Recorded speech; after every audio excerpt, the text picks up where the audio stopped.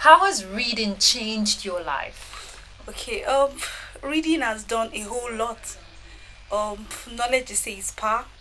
Okay, and there's this trend in Nigeria. Most of them don't really want to read because they they prefer going the easy way. But then once you study, you just have like a wealth of knowledge. It makes you distinct from the next person. True. And that's what we are trying to imbibe in these young children. When we go to these schools, we notice that most of them have a poor background. They can't pronounce some certain words correctly. They've not heard of some certain words, and they were happy. They were like, okay, this is a good thing. So it's motivated them in one way or the other. So it has done a whole lot for me. I like to read. I like to know things. I don't want to be on the not knowing. I like to, Yes. okay, impute one or two things. Would you say your parents, are responsible for that? Did they start showing you, the benefits of reading at a very tender age? Yes, Okay. they played a huge part. I am a daughter of a teacher, Oh, so brilliant. so you have to read.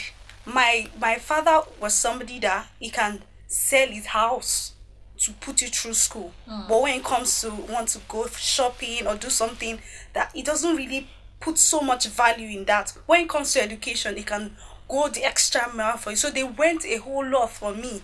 And most what we even notice that most parents, they don't have that because they are not brought up that way. They didn't have such a vibes inside of them. So that's why we came up with this idea, so we can Okay, also do and I something. must say, I must commend you. You're doing a great job. But let's get back to you now. Now, she talked about the strong role her parents played.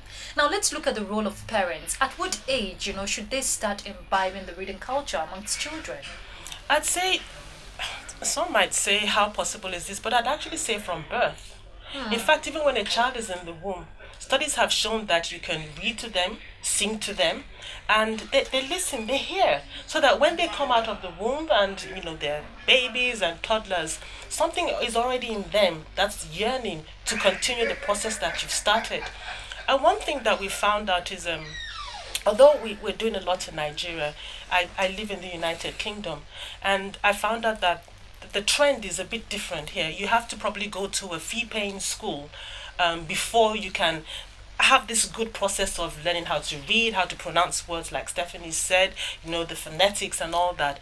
But the schools that we went to in Nigeria were mixed. So we went to some schools that were in hard to reach areas, underserved areas, and it wasn't a case of them not wanting to. It's a case of, as you said earlier on, the availability.